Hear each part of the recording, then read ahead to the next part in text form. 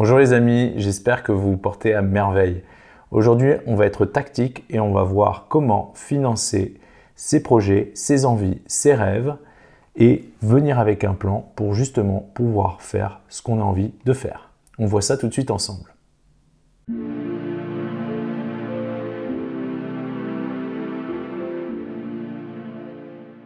Les amis, je me réjouis de vous retrouver aujourd'hui pour un nouvel épisode. On va parler de comment financer nos projets, nos envies, nos rêves, venir avec un plan afin de pouvoir faire ce qu'on a envie de faire. Avant de commencer, pour ceux qui ne me connaissent pas, pour les nouveaux ici, je m'appelle Mathieu, je suis entrepreneur et j'ai créé cette chaîne afin de partager avec vous les choses que j'ai apprises, les erreurs que j'ai pu faire afin de vous éviter de faire les mêmes et de vous faire gagner du temps. Si vous pensez que ce contenu peut aider quelqu'un autour de vous, n'hésitez pas à le partager, c'est comme ça qu'on pourra aider un maximum de monde. Alors sans plus tarder, on va voir ensemble comment faire pour pouvoir financer nos envies, nos rêves, nos projets et pouvoir justement venir avec un plan et de façon tactique pouvoir aller au bout de nos rêves. Première chose qu'il faut faire, c'est avoir un objectif, un projet, un rêve. Vous posez la question, quelles sont vos envies? Quels sont vos désirs? Quels sont vos rêves? Ça peut être acheter une maison et pour ça, alors on va décortiquer et on va se rendre compte qu'il va falloir un apport. Donc comment financer cet apport-là? Ça peut être faire un tour du monde pendant 6 mois ou naviguer sur un voilier pendant 6 mois. Ça peut être offrir à vos parents un voyage dont ils ont toujours rêvé et qu'ils n'ont jamais pu faire. Peu importe. Et pour cette envie, pour ce désir, pour ce rêve, pour ce projet, on va prendre un horizon plutôt court-moyen terme, c'est-à-dire un maximum 5 ans. Ça peut être ce que vous voulez faire dans 1 an, dans 2 ans, maximum dans 5 ans. Là, on ne va pas commencer à se poser la question qu'est-ce qu'on va faire dans 10 ans. Et ça, c'est important parce que ça va nous permettre tout au long du chemin de voir que l'on se rapproche justement de notre rêve, de notre projet. Et ça, c'est fantastique parce que tous les mois qui vont passer, on va se rapprocher de ça et ça va justement alimenter notre machine et le plan qu'on a mis en place pour y arriver. Ensuite, la deuxième chose qu'il faut se poser comme question, c'est qu'est-ce qui vous empêche d'accomplir ce rêve? Qu'est-ce qui vous empêche d'accomplir ce projet? Qu'est-ce qui vous empêche d'aller au bout de cette envie? Et la plupart du temps, la réponse, c'est l'argent. On n'a pas assez d'argent pour faire ce qu'on a envie de faire. Et c'est pour ça qu'on va être tactique aujourd'hui et on va voir comment faire en sorte d'avoir l'argent pour aller au bout de vos rêves, aller financer vos projets, faire ce que vous avez envie de faire depuis tellement d'années. Troisième question, et là en fait la troisième question, il y en a 3 dedans. Pour financer votre projet, pour aller au bout de vos rêves, de combien d'argent vous avez besoin? Il va falloir chiffrer. Et là, il va falloir être précis. C'est pas à peu près. Non, il va falloir chiffrer. Donc, si c'est un apport pour acheter, par exemple, votre résidence principale, il va falloir aller un peu voir ce qu'il y a sur le marché, voir les prix, aller voir une banque, savoir combien la banque veut d'apport et ça va vous donner, admettons, je sais pas, 20, 30, 40 000 euros, peu importe. Et pareil, si vous voulez faire un tour du monde, il va falloir vous renseigner, voir si vous voulez le faire en sac à dos ou si vous voulez le faire en jet privé, ça ne va pas être le même budget. Et forcément, venir avec une somme, avec un budget, avec combien vous avez besoin pour financer votre projet. La deuxième question qu'il faut se poser alors, c'est de combien d'argent dispose-t-on déjà pour ce projet, pour ce rêve? Et ensuite, la troisième question qu'il faut se poser, c'est dans combien de temps est-ce qu'on veut réaliser son rêve? Est-ce qu'on veut aller au bout de son projet? Avec ces 3 données, on va pouvoir commencer à faire un petit peu de mathématiques et vous inquiétez pas, il n'y a pas besoin d'avoir fait Maths Sup, Maths Spé pour y arriver, c'est plutôt simple. On va prendre l'exemple, vous voulez faire un tour du monde pendant 6 mois, un truc plutôt à la cool, sac à dos, etc. Vous voulez prendre le bus, vous voulez rencontrer les gens, etc. Et vous avez budgétisé que pour ça, vous avez besoin de 20 000 euros. Aujourd'hui, pour ce rêve, vous avez mis déjà 3 000 euros de côté. Vous aimeriez faire ce tour du monde d'ici, admettons, 1 an et demi. 1 an et demi, ça fait 18 mois. Vous avez 20 000 euros, vous avez 3 000 euros de côté et il reste 17 000 euros. Ça veut dire grosso modo qu'il va falloir que vous mettiez de côté 1 000 euros par mois pour financer ce projet. Maintenant, on va voir comment on fait ça. Et donc la 4e étape, c'est de mettre en place une méthode de gestion. Première chose qu'il faut faire, c'est voir combien vous avez de revenus.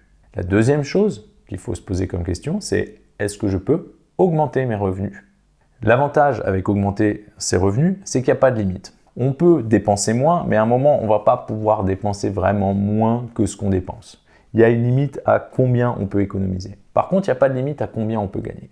Et donc, c'est intéressant de se poser la question, est-ce que je pourrais avoir une promotion? Est-ce que je pourrais peut-être développer une activité annexe pour faire de l'argent en plus?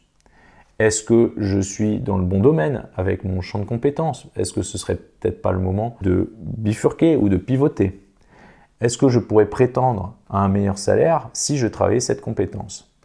Et à ce moment-là, eh bien, travailler dessus, investir sur soi, apprendre.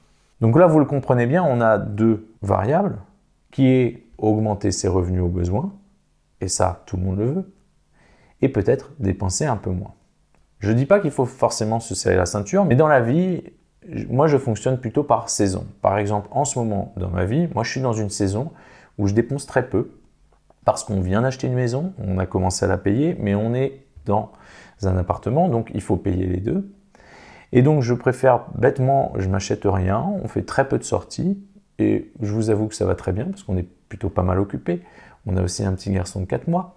Donc dans cette saison, dans notre vie, on a budgétisé nos charges fixes, ce qu'on a besoin tous les mois pour payer la maison, remplir le frigo, payer les factures et se loger dans l'appartement dans lequel on est. Et si vous voulez, tout le reste, on le met de côté. Mais on le met de côté bêtement, sans vraiment un objectif. C'est comme ça, on amasse. Et quand on sera sorti de cette période où on a justement deux choses à payer, on va pouvoir voir un peu plus ce qu'on a envie de faire. Donc on peut être dans une saison comme ça, on peut être dans une saison où on a galéré et on a envie de profiter. Donc là, c'est aussi important de se poser la question, dans quelle saison êtes-vous? Et est-ce que vous voulez peut-être changer de saison et passer à une autre saison? Et donc, dans cette méthode de gestion, il faut se rendre compte que faire un budget, c'est pas forcément se limiter, mais c'est plus se rendre compte de ce qui se passe avec notre argent, de mettre les outils en place pour se payer en premier, pour payer nos envies, nos rêves et nos projets en premier, pour aussi financer notre futur. Et faire un budget, ça permet justement d'avoir des informations et de prendre des décisions informées. Plutôt que d'être dans le brouillard et de ne pas savoir trop, eh bien là, on s'assoit, on décortique, et ça ne prend pas non plus des heures, et ça permet justement de savoir où on en est et de savoir ce qu'on peut faire. Et donc, on va lister ses revenus, et pour ça, il y a 3 grands groupes. La première chose, comme je le disais, c'est se payer en premier. C'est-à-dire que vous allez, dès que votre salaire ou vos revenus arrivent, votre propriétaire, l'assurance, ils ne vont pas se gêner pour venir se servir sur votre compte.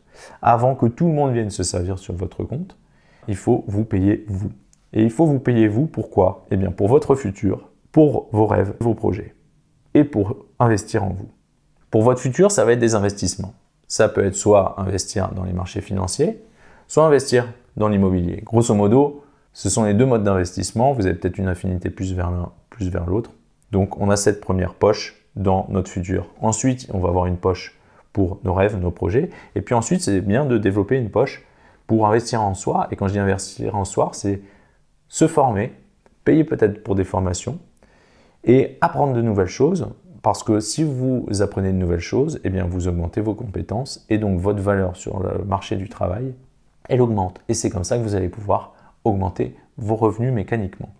Ensuite, le deuxième grand groupe qu'on a, c'est tout ce qui est charges fixes et charges variables. En gros, ce que vous devez payer chaque mois pour pouvoir vivre, avoir un toit au-dessus de votre tête, pouvoir vous chauffer, pouvoir vous nourrir, etc. Donc là-dedans, il y a le loyer, il y a les assurances, il y a l'énergie, électricité, gaz, il y a vos courses, il y a vos déplacements, ceux qui sont quotidiens, vos déplacements pour aller au travail, je ne vous parle pas de vos déplacements pour aller en vacances. Il y a aussi vos dépenses de santé, mutuelles, vos dépenses pour les enfants, si vous en avez, ainsi que les vêtements. Et là, je mets des petits guillemets, les vêtements, si vous n'êtes pas complètement extravagant, ou vous n'êtes pas une fashion victime, ou que ce n'est pas votre passion d'avoir des sacs Chloé et Chanel, les vêtements en restant raisonnables, c'est-à-dire que vous n'avez pas forcément besoin de porter des choses avec des marques écrites en grand qui coûtent plus cher que le simple polo que vous pourriez trouver ailleurs, même qualité sinon meilleure, mais sans le crocodile ou n'importe quel autre logo. Et ensuite, le troisième groupe, c'est les plaisirs. Et les plaisirs, une fois de plus, il y a 3 choses dans ce groupe-là. La première chose, c'est les sorties.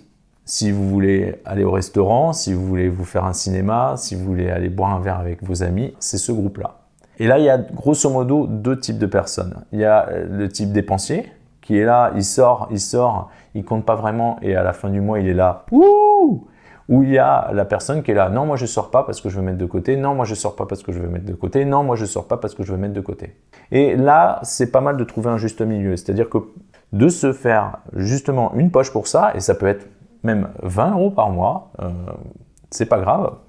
Avec 20 €, vous pouvez aller boire un verre avec un ami ou vous pouvez vous faire un petit resto. Mais pour la personne qui est dépensière, eh bien, ça va lui donner une limite. Et pour celle qui est plutôt sur le côté de la culpabilité, non, ça va lui donner un petit peu d'oxygène pour pouvoir quand même faire des choses dont elle a envie, pouvoir être aussi peut-être plus sélective avec ce qu'elle a envie de faire, c'est-à-dire « Ah, j'ai 20 €, qu'est-ce que je fais? Je me fais un ciné tout seul ou alors je vais passer cette soirée-là avec mes amis. » Et ça permet d'entraîner à dire non, mais aussi à dire oui à certaines choses qui sont importantes pour nous. Ensuite, dans ce groupe plaisir, il y a aussi les vacances. Ce qui est pas mal, plutôt que de partir en vacances, de se dire « Ah, j'ai de l'argent, je pars en vacances », puis en rentrant de vacances, d'avoir la surprise d'avoir explosé, même pas son budget, parce qu'on n'avait pas un budget pour ça, mais c'est-à-dire qu'on est dans le rouge. Moi, je me souviens, il y a des années de ça, je suis parti en Corse, et au final, mes vacances par rapport à ce que j'avais sur mon compte et ce que j'avais budgétisé, mais c'est-à-dire, voilà, c'est ce qu'il y avait sur mon compte, je me disais « C'est bon, ça colle », et bien en fait, ça m'a coûté 3 fois plus cher que prévu, donc j'étais pas dans la meilleure des situations financières. Et donc pour ça, c'est pas mal de mettre de côté chaque mois de l'argent pour les vacances, de voir quelles sont les vacances qu'on a fait l'an dernier, de voir combien ça nous a coûté, et bien de diviser ça par 12 et de voir, voilà, tous les mois, je vais mettre 100, 150 € peut-être pour les vacances, et comme ça, le jour des vacances venues, eh bien on a ce budget qui est déjà là, et on n'a pas besoin d'aller taper dans notre compte courant ou dans ce qu'il y a pour avoir la surprise en rentrant de vacances, d'être dans le rouge ou de ne plus avoir de l'argent pour finir le mois. Et la troisième catégorie dans ce groupe plaisir, c'est tout ce qui est cadeaux, dons.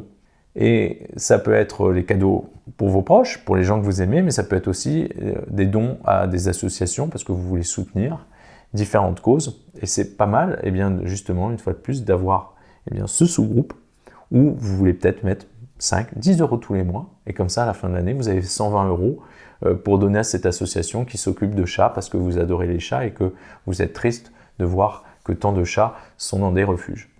Peu importe, une fois de plus, quelle est la cause que vous voulez soutenir ou les cadeaux que vous voulez faire, mais c'est cool d'avoir cette sous-catégorie, ce sous-groupe, afin de pouvoir l'alimenter. Et une fois de plus, quand vous voulez faire un cadeau, vous avez juste à aller puiser dans ce sous-groupe. Et donc, une fois qu'on a défini ces 3 grands groupes et bien sûr les sous-groupes, et vraiment, si vous voulez faire ça, vous vous dites « Oh là là là là, c'est tellement difficile ». Non, c'est pas difficile. Vous prenez vos relevés de compte des 3 derniers mois de votre compte courant et vous voyez c'est quoi qui sort. Votre abonnement à la salle, votre assurance pour ci, les courses au resto. Et en plus, maintenant, la plupart des banques catégorisent automatiquement vos dépenses, donc ça vous mâche le travail. Allez, à tout casser, si vous faites ça sur le coin de la table en train de regarder une série, ça va vous prendre 2 heures. Et si vous faites ça sérieusement, concentré, eh bien ça va vous prendre 1 heure. Et donc, une fois qu'on a défini ces groupes et ces sous-groupes, eh bien qu'est-ce qu'on va faire? On va créer des comptes pour chacun de ces groupes. Alors là, il y a différentes façons de faire. Vous pouvez déjà utiliser les livrets réglementés, donc livret A, livret de développement durable. Ça, c'est pas mal. Après, renseignez-vous auprès de votre banque si la banque va vous facturer des frais pour ces comptes. Parce que nous, on ne veut pas dépenser de l'argent pour avoir juste un compte ouvert pour pouvoir transférer de l'argent tous les mois. Donc, renseignez-vous auprès de votre banque. Et sinon, eh bien, il y a toutes les alternatives de banque en ligne. Ça peut être pour vos sorties, avoir un compte Revolut. Pour vos vacances, avoir un compte Wise. Parce que comme ça, vous avez un meilleur taux si vous voyagez à l'étranger. Et à chaque fois, ces comptes eh bien, sont gratuits. Vous avez une carte qui est gratuite, c'est une Visa ou une Mastercard, donc vous pouvez voyager, et ainsi de suite. Et donc, vous allez faire des comptes pour chacune de ces choses, c'est-à-dire que vous allez donc avoir votre compte courant pour vos charges, tout ce qui sort dans le mois, ce que vous avez budgétisé. Vous allez avoir un compte sur lequel vous transférez de l'argent, ça peut être votre livret A ou un LDD, vous allez transférer votre argent pour financer vos projets. Vous allez avoir un compte, peut-être un autre LDD, parce qu'on peut en avoir plusieurs, pour pouvoir mettre de l'argent pour vos formations. Si vous investissez, eh bien, ça peut être un autre compte, ou alors si vous avez une assurance vie, eh bien, vous faites en sorte avec votre assureur que ça parte en début de mois dès que votre salaire est là. Comme ça, vous investissez dans votre futur et vous payez une fois de plus en premier. Donc sur votre compte courant, vous gardez tout ce qui va sortir pendant le mois, votre facture de téléphone, votre abonnement à la salle, etc. Et ensuite, vous pouvez, comme je le disais, avoir un compte pour vos sorties, un compte pour vos vacances, un compte pour vos cadeaux et vos dons. Et ça, vous pouvez l'avoir dans des banques en ligne, c'est facile, il y a Boursorama, Revolut, Wise, N26, j'en passe. Tout ça, vous avez à chaque fois une carte gratuite, il n'y a pas de frais de tenue de compte. Vous pouvez mettre en place des virements automatiques depuis votre compte où arrive votre salaire ou vos revenus, vos rémunérations, et vous automatisez tout ça. C'est-à-dire que, ok, alors je gagne 2000 € par mois et j'ai 1000 € de charge fixe, il me reste 1000 €. Qu'est-ce que je vais faire avec ces 1000 €? Admettons, je vais mettre 100 € pour mon futur, je vais mettre 200 € pour mes rêves et mes projets, je vais mettre 100 € pour me former et apprendre de nouvelles choses, je vais mettre 150 € dans des sorties, je vais mettre 250 € dans les vacances, et puis là je pense qu'il reste 200 €, je vais mettre ça pour les cadeaux. Et ça vous permet justement de répartir, et quand vous vous dites bon, les vacances se rapprochent, vous pouvez tout de suite juste aller voir sur le compte combien vous avez. Si quelqu'un vous propose de vous faire un restaurant de folie, eh bien vous pouvez voir, hop, sur mon budget sorti, est-ce que j'ai l'argent pour financer ça? Sinon on va se faire un restaurant un peu plus sympa et on va pas aller manger dans un étoilé. Et donc une fois de plus, ça vous permet de prendre des décisions avisées et de faire des choix.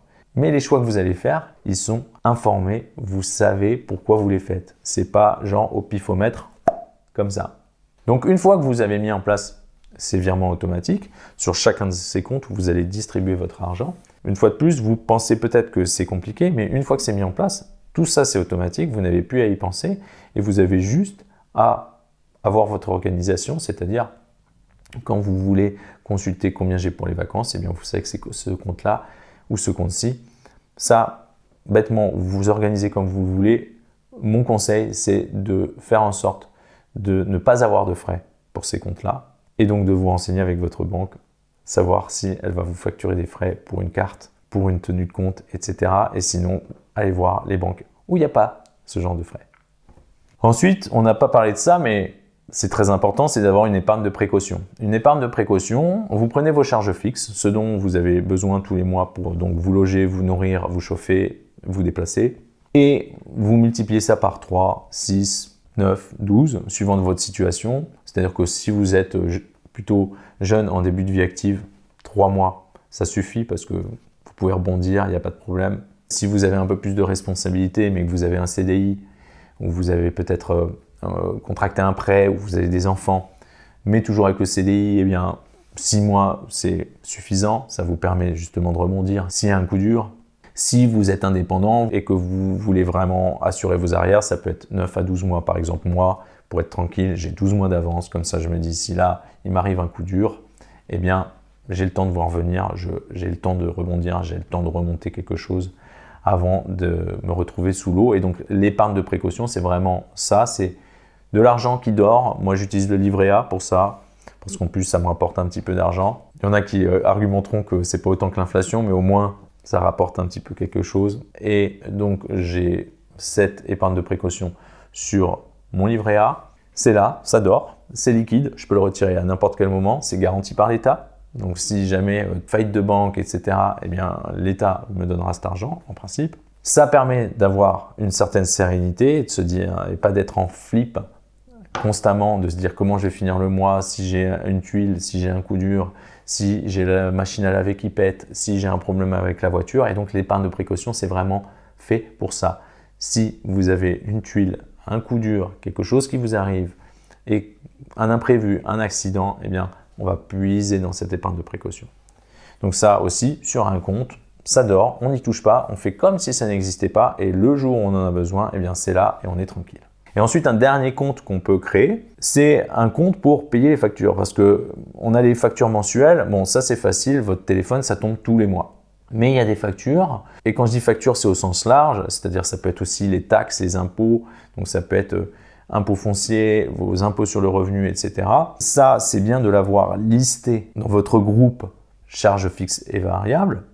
Mais ce qui est pas mal, c'est de tout ce qui n'est pas mensuel, eh bien de l'additionner, de le diviser par 12 et de transférer ce montant chaque mois vers un compte. Ce qui fait que vous allez laisser l'argent s'accumuler et puis quand vos impôts fonciers vont arriver, boum, il y avait déjà l'argent. Et c'est pas « Ah, j'y avais pas pensé et merde, comment je vais faire ?»